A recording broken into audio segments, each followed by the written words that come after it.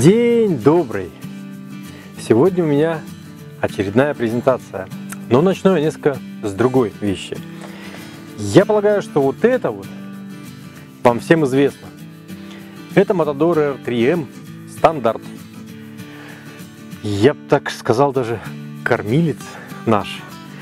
Наш Кощей, бессмертный Кощей, наш кормилец и поилец, наш Кощей, бессмертный Кощей, батюшка отец. Мы его выпускали в течение 5 лет, и за это время было выпущено 12 тысяч штук без 200, то есть 11 800. Чуть-чуть не дотянули до 12 тысяч. То есть мы вооружили уже армию людей. И, как ни печально, но всему в этом мире приходит конец. И мы вынуждены двигаться дальше. И этот старичок уходит в закрома нашей памяти. И что забавно, когда мы сделали R3M, народ кричал: «А, это такая ерунда, а вот предыдущий Matador был просто чудесный». И я вам сейчас уверяю, что вот когда мы сейчас покажем новую винтовку, она пойдет в продажу, то народ начнет ностальгировать вот по этой, которую они очень ругали когда-то.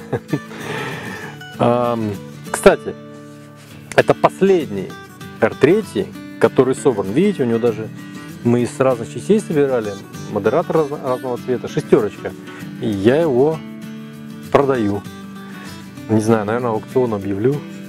Последний, реально последний, больше нету.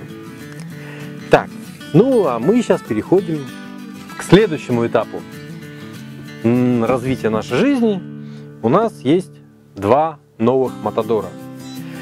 И если у нас R3M было 3 вида, короткие, стандарты, длинные, то R5M будет всего лишь 2. Это стандарт и длинный. Стандартные уже упаковки для всех, понятные, да? Ширина у них одинаковая 280, высота у них одинаковая 100, у стандарта длина упаковки 855, а у длинного 980. Эта информация, она интересна представителям, не пользователям, потому что представители платят за объем и за вес. Сейчас я начну распаковывать, показывать, потом мы их измерим, взвесим и потихонечку пойдем дальше. Итак, стандарт. Вскрываем коробку.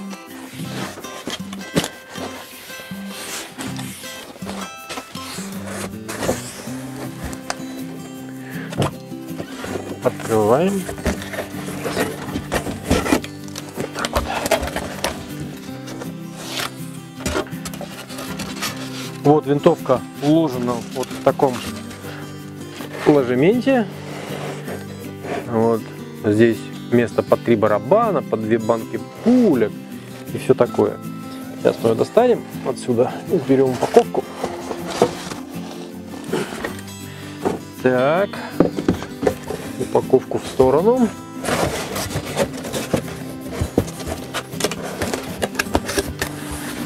Есть.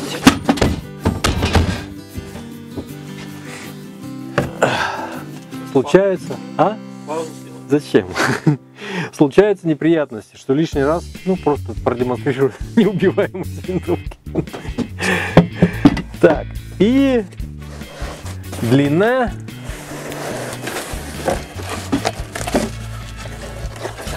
Точно так же уложено. Место под 3 барабана, под пульки. Я ее ронять не буду, надеюсь. Так. И упаковку мы сейчас уберем. Вот сюда я поставим. Итак, вот у нас стандарт. И вот у нас длинный. Сейчас мы, кстати, что интересно, вот у нас стандарт. Здесь длина ствола 477, точно такая же, как на R3M. Посмотрите визуально. Видите? То есть при одинаковой длине ствола у нас новый стандарт получается короче.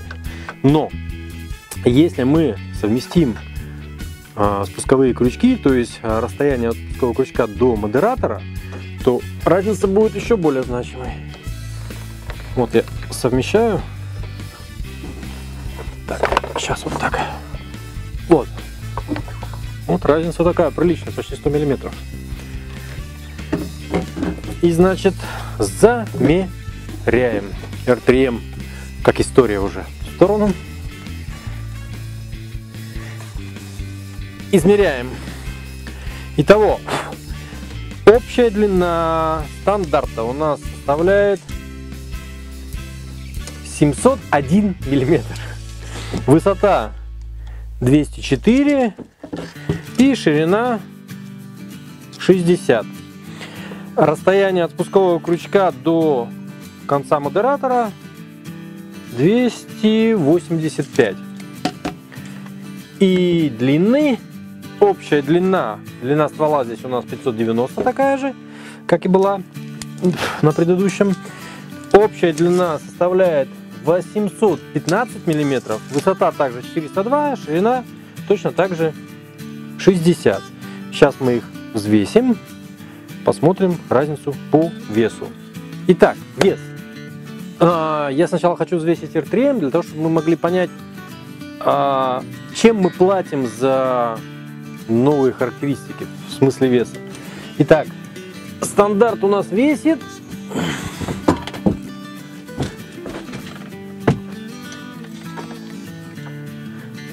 3,136. 3 килограмма 136 грамм. Сколько же весит стандарт новый? С учетом того, что это передний взвод, большой тяжелый модератор и прочее. Вот он мне визуально как-то кажется, легче. Хотя такого не может быть. 3,275. То есть он на 150, грубо говоря, 140 грамм всего тяжелее, чем предыдущий стандарт.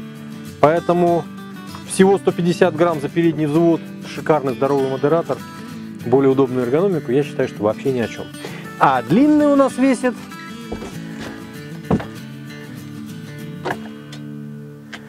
3,650, что, в общем-то, предсказуемо вполне.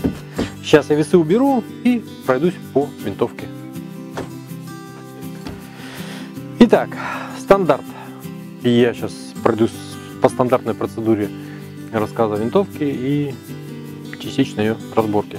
Значит, что у нас тут изменилось? Как я уже сказал, за счет того, что мы ее перекомпоновали, то есть вот мы сместили назад затворный узел, и, соответственно, у нас уехал ствол назад. Плюс к этому мы уменьшили длину модератора за счет того, что и его объем за счет толщины увеличился, мы на звуке не потеряли ничего. И благодаря этому полностью нам удалось уменьшить длину винтовки на 60 мм по сравнению со стандартным R3M.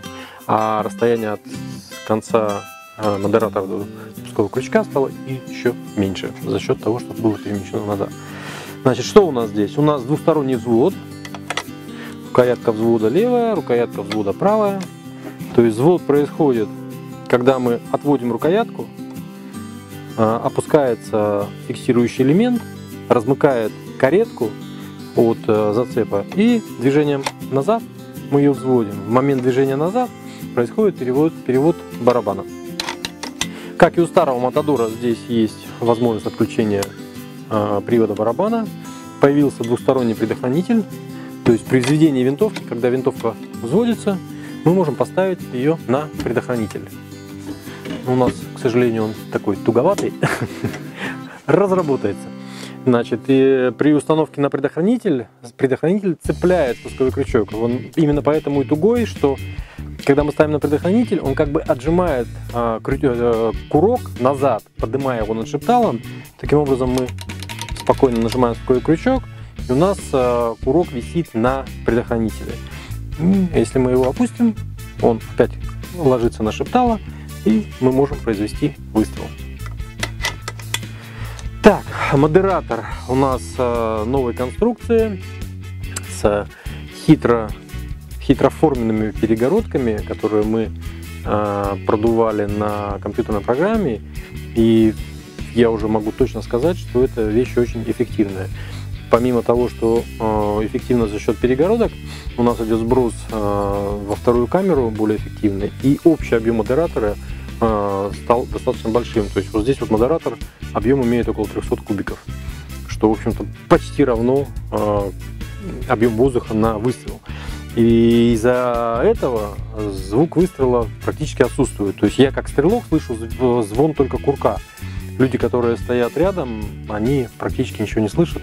То есть шелест пули и удар пули о цель звучит громче, чем выстрел. И дальше вот глушить уже просто нечего. Так, эргономика за счет нового затыльника и вот это вот выгиба стала гораздо лучше. То есть при ухвате голова сразу ложится на прицел, под линию прицела, и винтовка ведет себя в руках очень стабильно. Она гораздо стабильнее в стрельбе с рук, чем предыдущая версия. Тут у нас уже по умолчанию есть зацеп для одноточного ремня. Обратите внимание на затыльничек. У нас вот можем теперь варьировать вот эти вставки, потому что затыльник же у нас не цельный. Вот эти вставки из мягкой резины сделаны для того, чтобы не скользило по одежде. Особенно вот если зимняя куртка, не зимняя куртка, а демисезонная куртка из такой скользящей ткани, то затыльник очень хорошо держит. На скобе два отверстия для регулировки спускового крючка и для установки стопора спускового крючка. То есть когда вы его нажимаете, в момент выстрела, чтобы он остановился. Ну, порт закрыт стандартной крышкой, поворачивающейся со щелчками. Манометр цифровой. Ну, вроде как все. И сейчас я полагаю, что есть, наверное, смысл перейти к ее разборке, демонстрации, как ее обслуживать. Вкратце, опять же. Значит, первое, что нам нужно сделать, это получить доступ к стволу для его чистки. Конструкция такая же, как на Леле, на R5. То есть мы откручиваем крышку модератора. Под ней резинка, которая уплотняет модератор. А я вот крючочек-то не взял. Совершенно напрасно, похоже. Не напрасно. То есть модератор снимаем, резинка остается на модераторе. Откручиваем трубу модератора.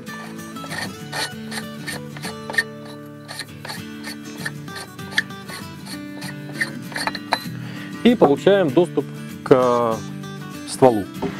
И, соответственно, точно так же мы откручиваем заднюю часть рамки. Она крепится на один винт.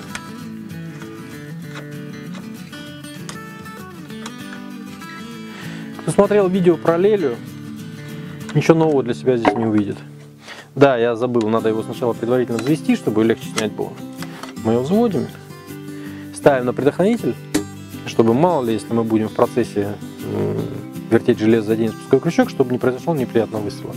Отодвигаем рамочку назад, освобождаем лабиринтное уплотнение и просто снимаем рамку.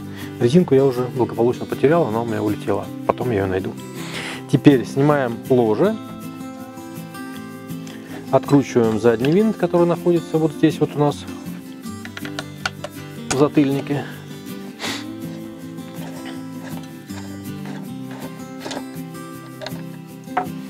И передний винт, который крепит у нас скобу. И через скобу он крепит железо. Снимаем. Ложа снимается просто вверх. Тут у нас есть шайбочка, которая внутрь ложа вставляется. Она не клеится. Не знаю почему. Итак, винтовка у нас разобрана. Мы получили доступ к стволу для чистки. И если, например, нам нужно снять резервуар, то снимается он, откручивая вот этот винт. Открутили, сдвинули вниз. Резервуар тоже сдвинули вниз. И чуть-чуть поджали, разжали, да, чтобы клин не выпал. И, соответственно, резервуар просто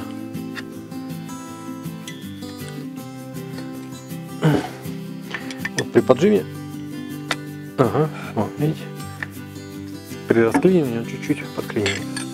Резервуар просто вытаскивается. В хомуте у нас здесь резиночка, для того, чтобы резервуар не касался стенок. На резервуаре у нас уплотнительное кольцо, спусковой вентиль. Также, если у вас по какой-то причине, например, заклинил редуктор, и вы спустили воздух за редукторного, но воздух остался здесь, то, открутив крышку манометра, можно вытащить кольцо вперед, при этом держа так, чтобы не потерять резинку и шарик, пружинку и шарик. И там есть еще один гужончик, откручивая которого вы можете спустить воздух из основного резервуара. И, в общем-то, все. Больше вам здесь делать нечего. То есть я не рекомендую вам, крайне не рекомендую снимать колодку УСМ, которая крепится вот этим винтом. Я не рекомендую вам снимать каретку, а вы ее снять и не сможете, пока вы не расштифтуете рамку. А рамку расштифтовывать вам вообще не нужно, нет никакой необходимости. И если вы хотите поиграться с натяжкой ствола, ну, делать это крайне аккуратно, потому что, ну, вот я тоже не вижу смысла сюда лезть, если только кому-то там действительно ствол запорят и надо будет со стволом что-то делать. Значит, стандартные УСМ мотодоровские регулируются длиной тяги, регулируются винтом. Регулировка поджима боевой пружины регулируется ствола, вот это. Регулируется поджим, это мы увеличиваем скорость, это мы уменьшаем скорость.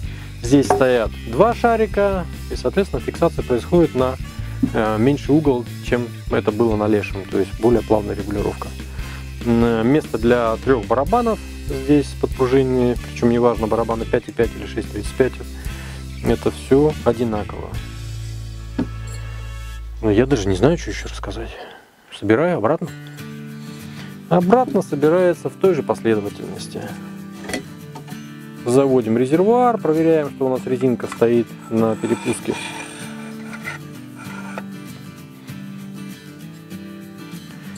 Чуть-чуть ослабим. Вставили. Закручиваем. Проверяем, что у нас резервуар поднялся. Вот здесь зубчик зашел за рамку.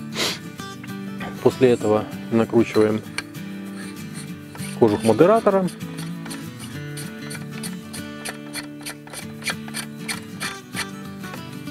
Вставляем модератор точно так же отверстие, ориентируя на ствол.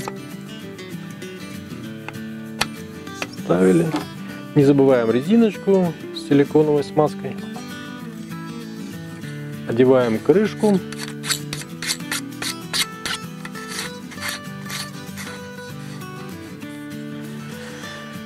Так.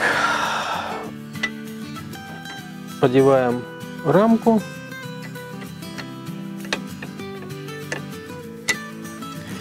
Одеваем резинку на затвор. Заводим затвор.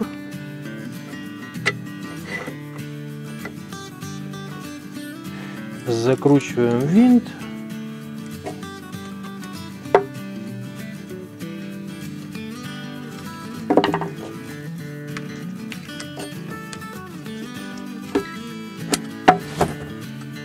Все, падает.